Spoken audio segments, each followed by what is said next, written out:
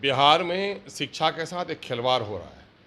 तजर्बे का शिकार हो गया है। बिहार का जो एजुकेशन पॉलिसी है, ये तजर्बे का शिकार हुआ है। कभी इन्होंने जितने भी मिडिल स्कूल को अपग्रेड किए, हाई स्कूल बनाए, कहीं टीचर नहीं दिए। प्राइमरी के शिक्षकों से पढ़कर लोग हाई स्कूल का इम्तिहान पास कर रहे हैं।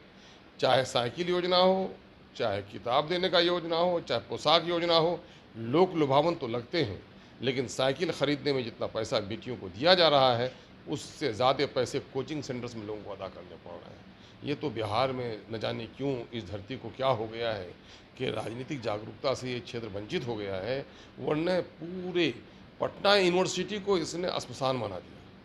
पटना साइंस कॉलेज की जो गरिमा थी उसको मिट्टी में मिला दिया। और बिहार की शिक्षा जगत को यही नीतीश कुमार जी थे का सर्टिफिकेट लाओ और नौकरी ले जाओ, और आपने शिक्षक बना दिया।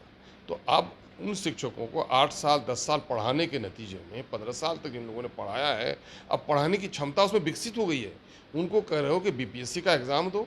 मैं ये खुद पूछना चाहता हूँ माननीय मुख्यमंत्री से कि जो लोग सरकारी चाकर इनके हैं, चाहे सेक्रेटरीट के असिस्टेंट हों या बिहार पब्लिक सर्विस कमीशन के लोग हैं या यूपीएससी किए हुए ऑफिसर्स हों, क्या आज 15 साल के बाद ये यूपीएससी का इम्तिहान फिर से क्वालिफाई कर पाएंगे?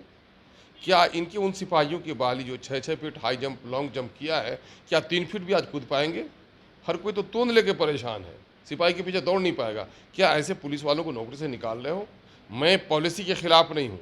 आप पुराने शिक्षकों के लिए एक मापदंड तय कीजिए, उनकी सलाहियत को और ऊपर उठाने की कोशिश कीजिए, लेकिन उनको हटाना और उनको इस तरह से प्रताड़ित करना, जान रहे हो उसके क्या हुए हैं, रिफरकेशंस क्या हुए हैं? कितनी लड़कियां बेवाह हो जाएंगी, कितने लोगों में डाइवोर्स हो जाएगा, कितने लोग सुसाइड कर जाएंगे। भाई आप नए टीचरों को बहाल कर रहे हो, उनसे बीपीएससी लेवल का नहीं, यूपीएससी लेवल का एग्ज़ाम ले लो।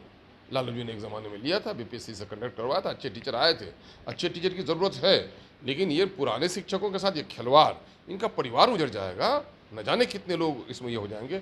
उन शिक्षकों की सलाहियत को आप अपग्रेड करवाने की कोशिश आप कीजिए, लेकिन ये नए नियम नए शिक्षकों पर लागू कीजिए, पुराने शिक्षकों को इससे वो कीजिए।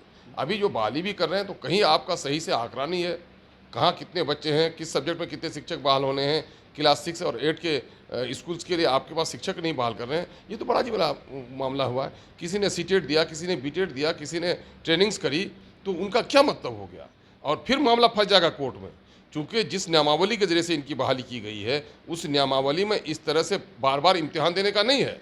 तो ये सारा मामला औने पौने में जल्दबाजी में जिस तरह से इसने फैसला लिया जातिगत गणना के लिए, मामला जाके कोर्ट में फंसा है। 500 करोड़ तो इसने हाउस से सैंक्शन करवा लिया, लेकिन उसके लिए पूरी नियमावली नहीं बनवाई। फिर टीचरों के मामले में ऐसा कर रहे हैं। तो ये टीचर जब फिर चले जाएंगे कोर्ट में, तो क्या बहाली हो पाएगी?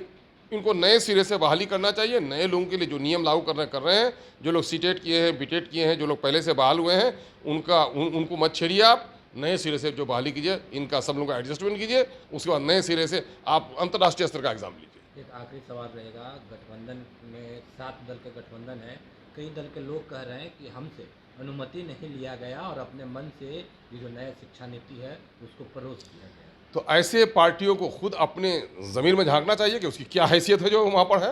इसके बाद उसकी कोई हैसियत ही नहीं है कि उसको पूछा गया।